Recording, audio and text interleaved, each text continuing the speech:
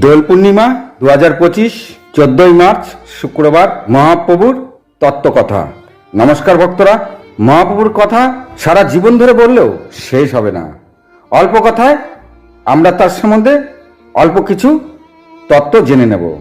মহাপ্রভু জন্ম নেওয়ার বহুকাল আগে অর্থাৎ পুরাকালে একদিন দেবাদিদেব মহাদেব এক মনে গৌরাঙ্গ নাম জপে যাচ্ছিলেন।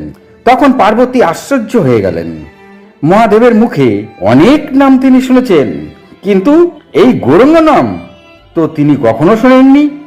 তিনি শুনতে শুনতে মগ্ন হয়ে গেলেন, যেন অদ্ভুত এক টান রয়েছে এই গৌরাঙ্গ শব্দের মধ্যে। তিনি তখন থাকতে না পেরে বলেই ফেললেন মহাদেবকে যে, স্বামী, কে এই গৌরাঙ্গ?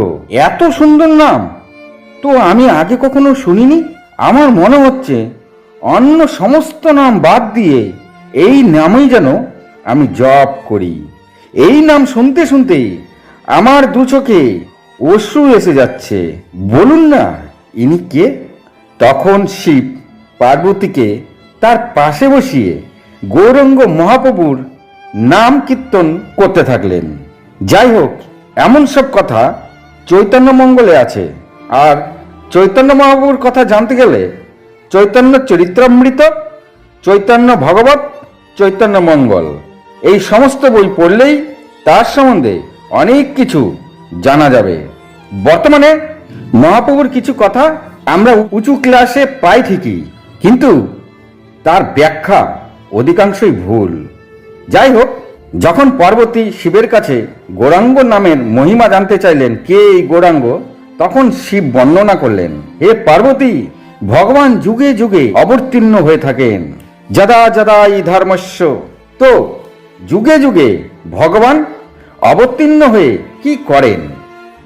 ভগবান অবতীর্ণ হয়ে তিনটি কাজ করে থাকেন: সাধুদেরকে রক্ষা হেতু, অসুরদের বিনাশ হেতু, আর ধর্মকে পুনঃ প্রতিষ্ঠা করা।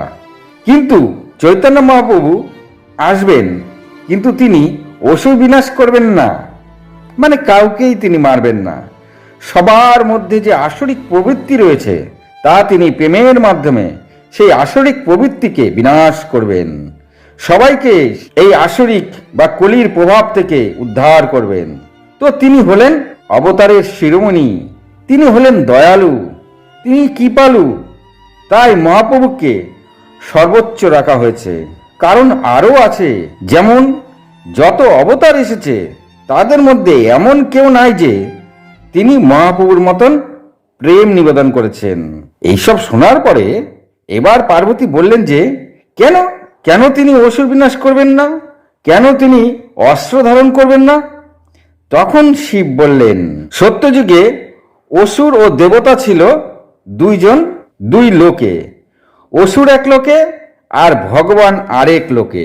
তো শ্রোতা ভক্তরা, মনে হতে পারে যে, দেখুন, আমাদের শাস্ত্রে 3 ভুবন 14 লোকের কথা বলা আছে। সত্য, জন, তপ, মোহ এগুলো সব লোক। এমনই অসুর লোক আর দেবলোক। এরপর সত্যযুগের পরে ত্রেতা যুগ, অর্থাৎ এই ত্রেতা যুগে তখন 2 লোক কিন্তু নয়, সেখানে একটি লোক। আর অসুর আর দেবতা তারা 2 দেশে, আর তারা 2 দেশের মধ্যে দেবতা অসুরের যুদ্ধ হয়েছিল। মানে লোক ছিল একটাই, আর 2 দেশে, এক দেশে ছিল দেবতা, আরেক দেশে ছিল অসুর, এবং তাদের মধ্যে যুদ্ধ হয়েছিল। প্রথমে লোকে লোকে যুদ্ধ হলো, মানে গ্রহে গ্রহে। তারপরে 2 দেশের মধ্যে একই লোকে যুদ্ধ। যেমন এটা হচ্ছে মর্ত্যলোক। তো এই মর্ত্যলোকে অসুর আর দেবতা 2 দেশে বসবাস করত। তো ভক্তরা, আমাদের এই ভারতবর্ষ ছিল দেবভূমি, আর অসুর ছিল শ্রীলঙ্কায়, অর্থাৎ রাম রাবণের যুদ্ধ। তাহলে পেলাম 2 দেশ। এইবার দাপর যুগে একটি দেশ এবং একটি পরিবারের মধ্যে যুদ্ধ হয়েছিল, অর্থাৎ পাণ্ডবরা ছিলেন ধার্মিক ভক্ত, আর কৌরবরা ছিল অসুর বা অধার্মিক। আর এবার হলো এই কলিযুগ। আর এই কলিযুগে একই শরীরের মধ্যে অসুর ও দেবতা রয়েছেন। তাই যুদ্ধ কার সঙ্গে হবে?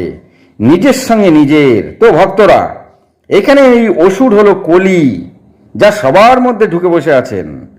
আর আপনি তো নিজেকে নিজে মারতে পারবেন না, তাই সেই কারণে এই কলির হাত থেকে বাঁচাতে শ্রী চৈতন্য মহাপ্রভু কলির সমস্ত কালিমা থেকে মুক্ত করতে আমাদের হরিনাম দিয়ে গেছেন।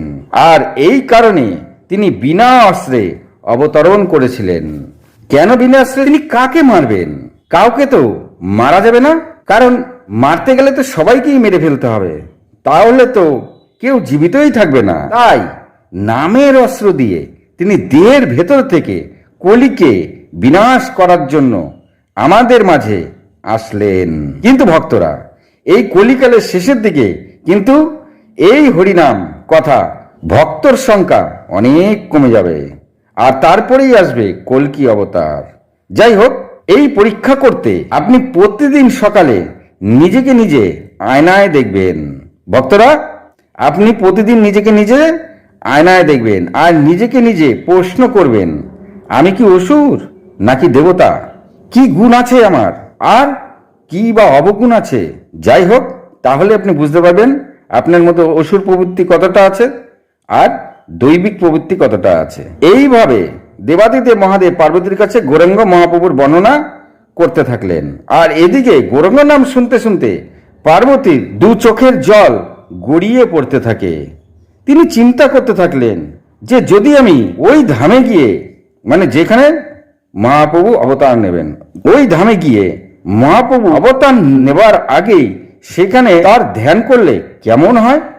আর তাই তিনি নবদ্বীপের একটি দ্বীপ হলো সীমন্ত দ্বীপ, এই দ্বীপে তিনি মহাসার আগের থেকেই ধ্যানে বসে গেলেন। আর এক মনে তিনি জপ করতে থাকলেন, গৌরাঙ্গ গৌরাঙ্গ গৌরাঙ্গ। আর বহু বছর পর গৌরাঙ্গ তার পার্শ্বদের নিয়ে মাতা পার্বতীর কাছে আবির্ভূত হলেন। যখনই তিনি মাতা পার্বতীর সামনে এসে আবির্ভূত হলেন, তখন মাতা পার্বতী তার চোখ মেলতেই তিনি তাকে জিজ্ঞাসা করলেন, হে মাতা পার্বতী, আপনি কৈলাস ছেড়ে এখানে কেন ধ্যান করছেন? মাতা পার্বতী বললেন, আমি অভাগিনী। তখন গৌরাঙ্গ বললেন, কেন? আপনি কেন অভাগিনী হতে যাবেন? তখন মাতা পার্বতী বললেন, আমি হলাম মায়াদেবী। পার্বতী বললেন, যেখানে কৃষ্ণ নাই সেখানে অন্ধকার, তাই যেখানে প্রভু নাই সেখানে সম্পূর্ণ অন্ধকারই থাকে। তো ভক্তরা, যেখানে অন্ধকার সেখানে ভক্তরা যান না, তাই আমি কি এই অন্ধকারেই থাকবো?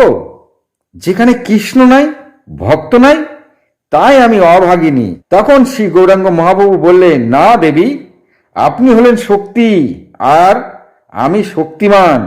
শক্তি ছাড়া শক্তিমানের কোনো লীলা সম্পন্ন হয় না। আপনি যোগমায়া রূপে বৃন্দাবন বিলাসিনী, আপনাকে ছাড়া কোনো লীলা সম্পন্ন হয় নাই, সবেতেই আপনি ছিলেন। সমস্ত কথা শোনার পরে দেবী পার্বতী মহাপ্রভুর প্রার্থনা করে তাকে প্রণাম করলেন। তখন গৌরাঙ্গ মহাপ্রভু বললেন, হে দেবী, বলুন এখন আপনার মনের বাসনা কি? তখন পার্বতী বললেন যে, হে প্রভু, মহাদেব বলেছেন আপনি এই ধামে অবতার নিয়ে লীলা করবেন। আমার ইচ্ছা আপনি যখন আপনার পার্শ্বদের ভক্তদের নিয়ে লীলা করবেন তা যেন আমি দর্শন করতে পারি। তখন মহাপ্রভু বললেন, তাই হবে দেবী। এখানে খুব মন দিয়ে শুনবেন ভক্তরা। সেই অনুসারে মহাপ্রভু দেবী পার্বতীর একটি মন্দির স্থাপন করে গেছেন, যা বর্তমানে নবদ্বীপ ঘাটের সাথেই পোড়ামাতালা নামে বিখ্যাত। এই স্থানে তার মন্দির রয়েছে, যা পৌর মা নামেও জানা যায়। তো আজ এই পর্যন্তই। ভালো লাগলে লাইক কমেন্ট শেয়ার করুন। ভালো থাকুন, সুস্থ থাকুন, নমস্কার।